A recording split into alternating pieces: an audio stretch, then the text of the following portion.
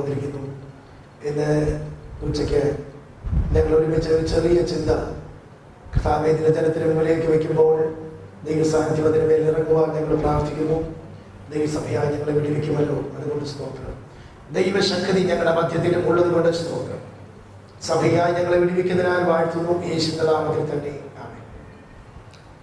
യേശു കർത്താവ് ഉപദേശിച്ചു കൊണ്ടിരിക്കുന്നു. ഇതാ ഗലീലയിലും ചുറ്റുമുള്ള സകല പട്ടണങ്ങളിൽ നിന്നും ഗ്രാമങ്ങളിൽ നിന്നും ജനം കടന്നു വന്നിട്ടുണ്ട്. ഒരു പ്രത്യേക ഭവനത്തിലേക്ക് ബൈബിളിൽ അതിന്റെ ക്യാമറ ഫോക്കസ് ചെയ്തുകൊണ്ടിരിക്കുന്നു. ആ വീട്ടിലേക്ക് ജനം ഒരുമിച്ച് കൂടിയിട്ടുണ്ട്. പ്രസന്റ് ചെയ്യാൻ സമയമില്ലാത്തതുകൊണ്ട് ഞാൻ അതിലേക്ക് പോകുന്നില്ല. എന്നാൽ ഇന്ന് കർത്താവ് എനിക്ക് തന്ന ഒരു ചെറിയ ചിന്തയാണ് നിങ്ങളുടെ മുന്നിൽ വയ്ക്കുന്നത്.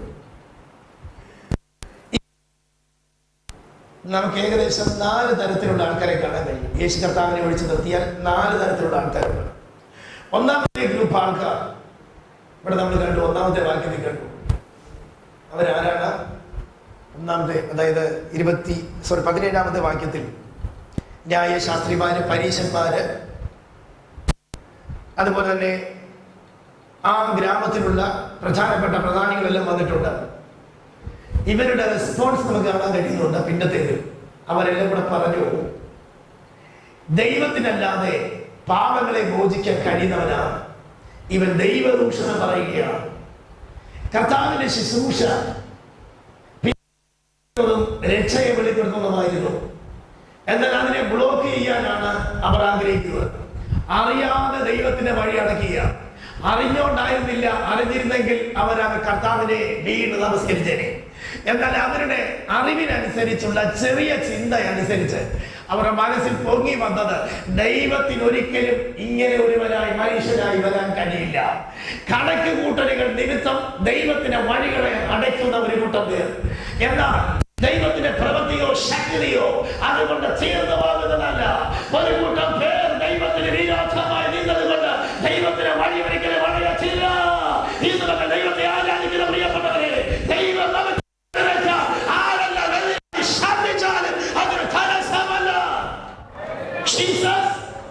എത്രയൊക്കെ സന്തോഷമുണ്ട്. സ്തോത്രം, എത്രയൊക്കെ സന്തോഷമുണ്ട്. ഞാൻ പറയാൻ കാര്യമെന്താ? ദൈവം നമ്മോട് കൂടെ ഉണ്ടെങ്കിൽ അവൻ പ്രതികൂലമാണ്.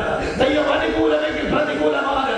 അവൻ ഇന്നത്തെ ദൈവസന്നിധിയിൽ ഞാൻ ഏൽക്കുന്ന പ്രിയപ്പെട്ടവരെ, എനിക്ക് വേണ്ടി ആരുണ്ട് എന്ന് ചോദിക്കുന്നവരെ, എല്ലാവരും എനിക്ക് എതിരായല്ലോ, എതിരായി ശമിക്കുന്നതോ എന്ന് ചിന്തിക്കുന്നവരെ ദൈവാത്മാവ് ഇടപെടുകയാണ്. നിനക്ക് അനുകൂലമായുണ്ട്. അവൻ പ്രതികൂലം സഹിച്ചവനാണ്. നിന്റെ പ്രതികൂലത്തിലെ ആഴമെന്നും അവനറിയാം.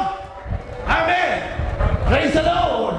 നാം സഹിക്കുന്ന പ്രതികൂലത്തിലെ ആഴം അറിയാവുന്നവനാണ് ദൈവം. അവൻ എല്ലാവരും കൂടെ നിന്നെ പ്രതികൂട്ടിൽ നിർത്തിയിട്ട് ഞങ്ങൾ നിന്നെ അറിയുന്നില്ലെന്ന് പറഞ്ഞ് കല്ലെറിയുമ്പോൾ മാറിന്ന് ചിരിക്കുന്നവനല്ലവൻ. അവൻ സഹിച്ചവനാണ്. അവൻ കഷ്ടങ്ങൾ സഹിച്ചവനാണ്. നിന്നെ വിടുവിപ്പാൻ കഴിയുന്ന ദൈവമാണ്. രണ്ടാമതായി ഒരു കൂട്ടം ജനമുണ്ട്. അവിടെ ഇരുന്നുകൊണ്ട് ഇത് കണ്ട് സന്തോഷിക്കുന്ന ഒരു കൂട്ടം പേരാണ്. അവരുടെ റെസ്പോൺസ് കാണാം. അതിന്റെ 28ാമത്തെ വാക്യമാണെന്ന് തോന്നുന്നു. നോക്കി, 26ാമത്തെ വാക്യമാണ്. 26ാമത്തെ വാക്യം. വിസ്മയം കൊണ്ട് അവരെല്ലാം കൂടി ഈ സന്തോഷം കാണുമ്പോൾ, ദൈവം വിടുവിച്ചത് കാണുമ്പോൾ ഒരു ഗ്ലോറിക്ക് പറയുകയാണ്. ഒന്ന് സ്തോത്രമൊക്കെ ഒന്ന് പറഞ്ഞ് വിസ്മയ കാര്യങ്ങളെ കണ്ടു.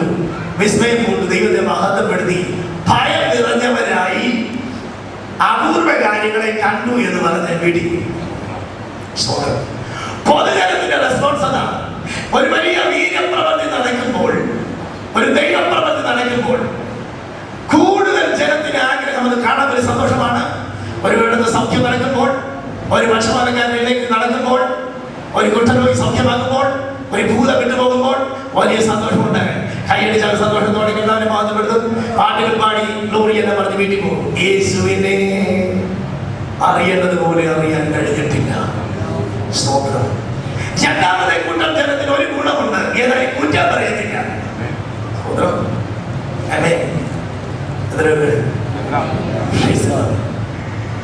ഈ പലപ്പോഴും ഇസ്രായേൽ മക്കൾക്ക് പറ്റിയ കുഴപ്പം എന്താണെന്ന് ചോദിച്ചാൽ, ദൈവ സാന്നിധ്യവരുടെ വരാഞ്ഞത് കൊണ്ടല്ല, ദൈവം അവരുടെ നടക്കാത്തത് കൊണ്ടല്ല, നായക ശരിയല്ലാത്തത് കൊണ്ട് പറ്റിയ ഏറ്റവും വലിയ കുഴപ്പമാണ്. നല്ല പാട്ടുണ്ടായിരുന്നു, നല്ല ആരാധന ഉണ്ടായിരുന്നു. പക്ഷെ ഇടയ്ക്കിടയ്ക്ക് പറ്റി പിറുകാരനെയായതുകൊണ്ട് ദൈവത്തിന്റെ മഹത്വം ഇടയ്ക്ക് മാറിപ്പോയത് മാത്രമല്ല, ദൈവത്താൽ വന്ന ശാപങ്ങൾ അവരുടെ വീണു. സ്തോത്രം. എന്നാൽ അതിന് ഇടിവിൽ നിന്ന് പ്രാർത്ഥിക്കുവാൻ ദൈവദാസന്മാർ അവർക്കുണ്ടായിരുന്നു.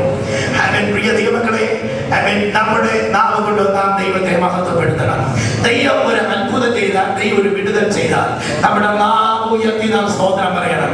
ഇന്ന് സ്തോത്രത്തിന്റെ അളവ് വളരെ കുറഞ്ഞു വന്നിട്ട് നല്ല ഒരു സാക്ഷ്യമോ നല്ല ഒരു ദൂതം കേൾക്കുമ്പോൾ തലയെ ഒന്ന് കുലയ്ക്കുക.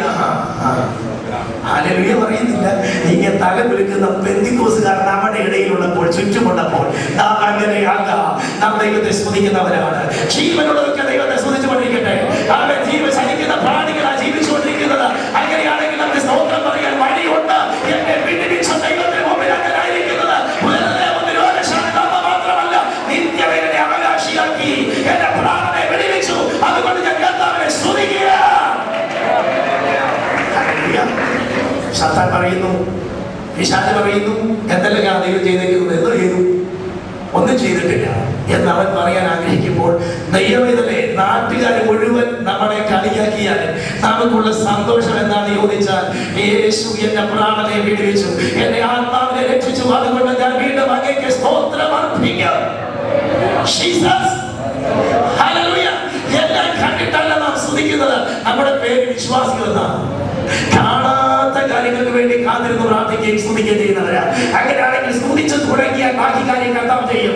അവൻ ഹല്ലേലൂയ ചിന്താകുലങ്ങളെ ഒരു നിമിഷം വെട്ടി കളഞ്ഞിട്ട്, ഓ എനിക്ക് ഇങ്ങനെ സംഭവിച്ചല്ലോ, എനിക്ക് ഇങ്ങനെ സംഭവിച്ചത് എന്തുകൊണ്ട്? അവൻ സ്തോത്രം, ദൈവമേ, ഞാൻ നിന്നെ ആരാധിക്കാൻ ഇറങ്ങി തിരിച്ചു, എന്നെ നീ അപമാനിക്കുകയാണോ, എന്നെ വലിച്ചെറിയുകയാണോ എന്ന് ചോദിക്കുമ്പോൾ കർത്താവ് പറയാനുള്ളതല്ല, ഞാൻ നിന്നെ പണിതുകൊണ്ടിരിക്കുകയാണ്, ഞാൻ നിന്നെ പ്രത്യാശ പകരുകയാണ്, ഒരു പുതിയ തരത്തിന് അവൻ എടുക്കുകയാണ്. ഇന്ന് അവർ അനുഭവിച്ചിട്ടില്ലാത്തതുപോലെ ഒരു പ്രത്യേക പരസ്പരം വ്യാപരിക്കാൻ പോകുകയാണ്.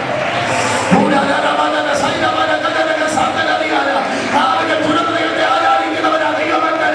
അവർ വിശ്വാസികൾ, ദൈവത്തെ വിശ്വാസത്തോടെ ആരാധിക്കുന്നവരാ. അവർ ദൈവം എനിക്ക് വേണ്ടി സമാപ്തി വരുത്തുമെന്ന് ചിന്തിക്കുന്നവരാ. ദാവീദ് പറയുന്നു, ദൈവം എനിക്ക് വേണ്ടി ഈ ദേശത്ത് പ്രവർത്തിക്കും, ജീവനുള്ള ദേശത്ത് ദൈവം എനിക്ക് വേണ്ടി പ്രവർത്തിക്കുമെന്ന് വിശ്വസിച്ചില്ലെങ്കിൽ കഷ്ടം. ആദ്യ വർഷം ദൈവത്തിനല്ല ആരാധിക്കുന്നുണ്ട്. സ്തോത്രം. ഹല്ലേലൂയ. നമ്മുടെ മനസ്സിനെ ആദ്യം ഓപ്പറേഷൻ നടത്തിയെങ്കിലേ ശരീരത്തിന് വിടുതലുണ്ടാകും. സ്തോത്രം. യേശു കർത്താവ് ആദ്യം ചെയ്ത കാര്യങ്ങളാണ്. നിനക്ക് സൗഖ്യമാകാൻ മനസ്സുണ്ടോ? വ്യക്തികളുടെ മനസ്സിനെ ആദ്യം തൊട്ടുണർത്തി വാസ്തവഗതിയിലേക്ക് കൊണ്ടുവന്ന് കഴിഞ്ഞപ്പോഴാണ് അവരുടെ ശരീരത്തിനും മനസ്സിനും ആത്മാവിനും ഒക്കെ ഒരു വിടുതലുണ്ടായിരുന്നു. സ്തോത്രം. മനസ്സ് എവിടെയെങ്കിലും കുരുങ്ങി കിടക്കുകയാണെങ്കിൽ പിടിക്കാൻ പറ്റുകയില്ല. അതുകൊണ്ട് ഹൃദയം, മനസ്സ് കർത്താവിലേക്ക് കൊടുക്കാം. എന്റെ ദൈവം സകലത്തിലും മതിയായ ദൈവമാണ്. ലോകം പറയുന്നു ഇത് സൗഖ്യമാകത്തില്ല, ഇനി ആർക്കും നിന്നെ വിടുവിക്കാൻ പറ്റില്ല, ഇങ്ങനെ ഒരു മരുന്ന് ലോകത്തിലില്ല. പക്ഷെ കർത്താവ് പറയുന്നു, അല്ലല്ല, അതിനപ്പുറത്തേക്ക് ഞാൻ എന്നെ നടത്തുന്ന ദൈവമാണ്. അവൻ സ്തോത്രം. സമയത്തിന് മുമ്പേ ആരും ഇവിടെ മാറിപ്പോകത്തില്ല. ഇവിടെ വചനം കേൾക്കുന്ന പ്രിയപ്പെട്ടവരെ, പരിശുദ്ധാത്മാവിൽ പറയാൻ സന്തോഷമുണ്ട്. നിന്റെ സമയം വരുന്നതിന് മുമ്പേ നിന്നെ തട്ടി പറിക്കാൻ ഒരു പിശാചിന് കഴിയത്തില്ല. സന്തോഷത്തോടെ കർത്താവിനെ ആരാധിക്കുക. ആമേൻ, ആമേൻ, ആമേൻ, ആമേൻ, ആമേൻ, ആമേൻ. ഹല്ലേലൂയ. ഞാൻ കർത്താവിനെ വഴിയാണെങ്കിൽ ഞാൻ ഭയപ്പെടുന്നില്ല, ഞാൻ ഭയപ്പെടുന്നില്ല, ഞാൻ ജീവിക്കുന്നില്ല. ജീസസ്.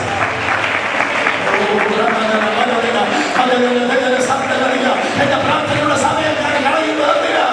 ഞാൻ നിരാശപ്പെട്ട് ജീവിക്കുന്ന ജീവിതമല്ല, ഒരുമിച്ച് മകളുടെ ജീവിതമല്ല. ഭയം നിറഞ്ഞവരായി ദൈവത്തെ മഹത്വപ്പെടുത്തി. മൂന്നാമത്തെ ഒരു കൂട്ടം ആൾക്കാരുണ്ട്. അവരെ കുറിച്ച് പറയുമ്പോൾ വലിയ സന്തോഷം. നോക്കിക്കേ, അതിന്റെ 18ാമത്തെ വാക്യത്തില. യെസ്.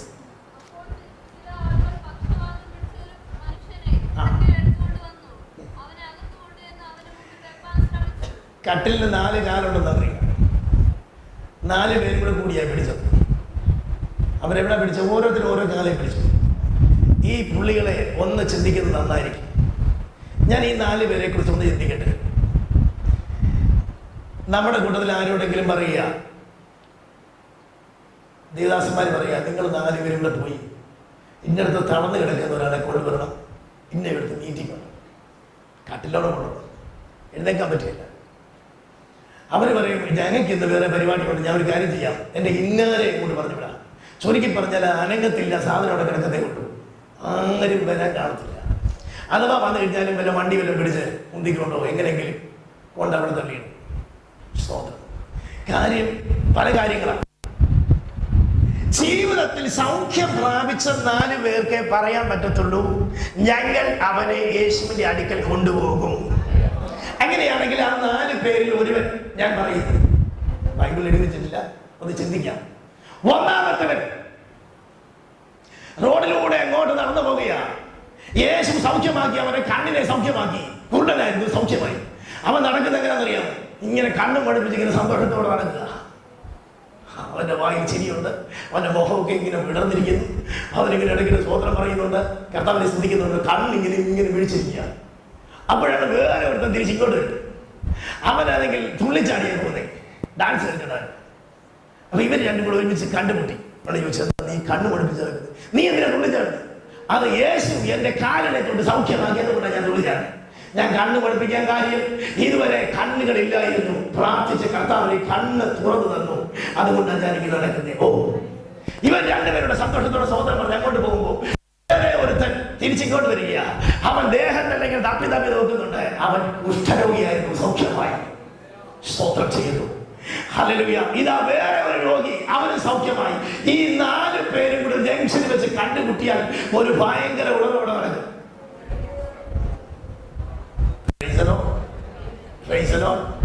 ഇതുപോലല്ല, ഭയങ്കര സന്തോഷമുണ്ട്. നടുവേദന മാറിയുള്ള സന്തോഷം എന്താണെന്ന് നമുക്കറിയാമല്ലോ. വല്ല ഡോക്ടർമാരെയൊക്കെ കാണാൻ വേണ്ടി, തിരുമാൻ വേണ്ടിയും ഒക്കെ വല്ലയിടത്തുമൊക്കെ പോയി കിടന്ന് എത്രയോ മണിക്കൂർ ചെലവഴിക്കുന്ന ഒരു പ്രശ്നവുമില്ല. അന്നേരം ഒന്നും നമുക്ക് ഗ്ലോറി വരത്തില്ല, സ്തോത്രം പറയാനും പറ്റില്ല. എന്നാൽ കർത്താവ് ഒരു നിമിഷം കൊണ്ട് നമ്മെ സൗഖ്യമാക്കിയാൽ അതിന് വലിയ സന്തോഷമുണ്ട്. ഇല്ല എന്ന് പറയാൻ കഴിയില്ല. ദൈവം നമ്മെ സൗഖ്യമാക്കുന്ന ദൈവമാണ്. അതുകൂടെ പറയാനാണ് ഞാൻ വരുന്നത്. ഈ 4 പേരും കൂടെ ചേർന്ന് നിന്ന് ദൈവത്തെ കൂടി സ്തുതിക്കാൻ തുടങ്ങിയപ്പോൾ കുറച്ചു നേരം കഴിഞ്ഞപ്പോൾ ചെല്ലാടാ ഒരു കാര്യമുണ്ട്. നമ്മുടെ വീടിനടുത്തല്ലേ ഇന്നാരും കിടക്കുന്നേ, പുള്ളി ഒത്തിരി നാളുകൂടെ കിടക്കാൻ തുടങ്ങിയതാണ്. ഒറ്റ കിടപ്പിൽ കിടക്കുക. ആർക്കും അവന് വേണ്ട. അവൻ പച്ചവാത രോഗിയാണ്, അവൻ എഴുന്നേക്കാൻ പറ്റത്തില്ല. സ്തോത്രം. ഇന്ന് യേശുവിന്റെ അടുക്കൽ അവനെ കൊണ്ടുപോയാൽ അവൻ സൗഖ്യം പ്രാപിക്കും. ഈ 4 പേരും കൂടെ ഒരുപോലെ തീരുമാനമെടുത്തു, യെസ്, ഞങ്ങൾ അവനെ കൊണ്ടുവരാം, കട്ടാൻ കടിക്കാൻ കൊണ്ടുവരാം. എങ്ങനെ?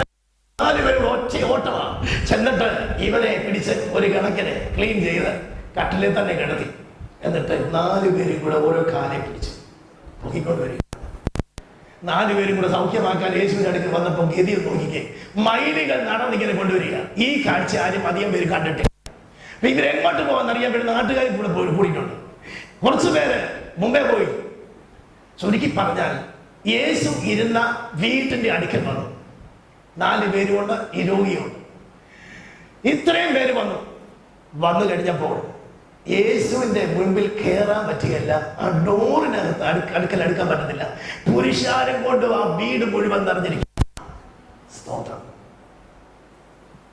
ഇവര് തീരുമാനിച്ചത് മീറ്റിംഗ് എല്ലാം കഴിയുമ്പോൾ യേശു തിരിച്ചു വരുമ്പോൾ നമുക്ക് നോക്കാം, ഇവരെ ഇവിടെ കളഞ്ഞേച്ച് നമുക്ക് മാറി ഇന്ന് മീറ്റിംഗ് അറ്റൻഡ് ചെയ്യാമെന്നല്ല വിചാരിച്ചത്. ഇന്ന് ഇവര് സൗഖ്യമായിട്ടുള്ള മീറ്റിംഗ് മതി. കണ്ടോ, വീട്ടിൽ നിന്ന് കൊണ്ടുവന്നതിന്റെ തീഷ്ണത അവനെ എഴുന്നേൽപ്പിക്കുന്ന തീഷ്ണതയും കൂടാ.